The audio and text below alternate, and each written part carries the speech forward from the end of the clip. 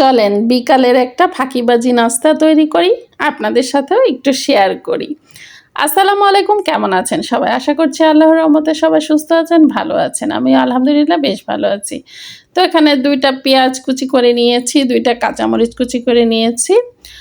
আর এখানে মরিচটা আসলে যার যে যতটুকু খাবে, যেহেতু আমার বাচ্চারা কম খায় মরিচ, তাই একটু কমই দিয়েছি।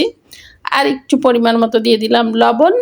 আর দিয়েছি ফ্রিজে ছিল ডিপে গাজর কুচি করা, তো গাজরও দিয়ে দিয়েছি। আর একটা টমেটো কুচি করে দিয়ে দিলাম, দিয়ে সুন্দর করে একটু মেখে নিচ্ছি। তো আমি মূলত যেটা বানাবো সেটা হলো ডিমের চাপড়ি বলতে পারেন, বা ডিম পরাটা, যেটাই হোক আর কি। নাম তো কোনো বিষয় না, বিষয় হচ্ছে যে খাবারটা খেতে কেমন হয়। খেতে কিন্তু খুবই মজা হয়। তো এখানে আমি একটা ডিম দিয়েছি, 1 কাপ আটা দিব। তো কেউ চাইলে 2টা ডিমও দিতে পারেন, কোনো সমস্যা নেই। এখানে যে যতটুকু দিতে চায় আর কি। তো আমি একটা ডিম দিয়েই করেছিলাম, আর খুবই মজা হয়েছিল। ধনিয়া পাতা ছিল না আমার কাছে, ধনিয়া পাতা থাকলে ধনিয়া পাতা দিলে পারে কিন্তু আরেকটু ভালো লাগতো। তো এই যে পরিমাণ মতো একটু পানি দিয়ে সুন্দরভাবে আমি হাত দিয়ে মেখে নিচ্ছি।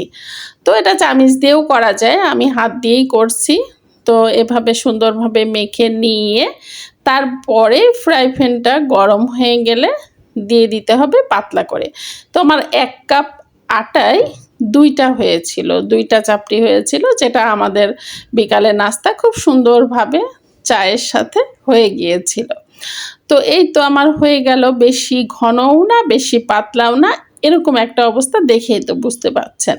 তো আমার ফ্রাই প্যানটা কিন্তু গরম হয়ে গিয়েছে, আমি এভাবে হাত দিয়ে সুন্দর করে পাতলা করে দিচ্ছি।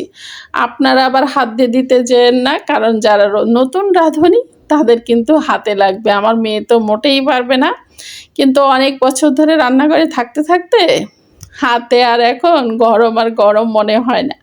তো এরকম একটা ব্যাপার। যাই হোক, খুন্তি দিয়েও করা যায় এটা, বা চামিচ যেটা খুশি সেটা দিয়েই করা যায়। আমি হাত দিয়েই করে নিয়েছিলাম। যখন একটু শক্ত হয়ে আসছে হালকা, তখন আমি নিচ দিয়ে তেল দিয়ে দিয়েছিলাম। তো তেলের পরিমাণটা খুব অতিরিক্ত বেশি দেওয়ার দরকার নেই, হালকা একটু দিলেই কিন্তু হয়ে যায়। তো এক পাশ যখন এরকম সুন্দর একটা বাদামি কালার চলে আসে, তখন উল্টে দিলেই হয়ে গেল চাপড়ি। তো খুব মজাদার সুন্দর চাপড়ি। এটা কিন্তু এমনি এমনিও খাওয়া যায়, ইচ্ছা করলে এর সাথে সবজি ভর্তা, যার যেটা খুশি সে সেভাবেই খেতে পারে। তো যাই হোক, এই তো আমার ছিল ফাঁকিবাজি বিকালের নাস্তা। সবাই ভালো থাকবেন, সুস্থ থাকবেন। দেখা হবে পরবর্তী অন্য কোনো ভিডিওতে। ভিডিও দেখার শুরুতেই একটা লাইক দিতে ভুলবেন না, একটা কমেন্ট করতে ভুলবেন না।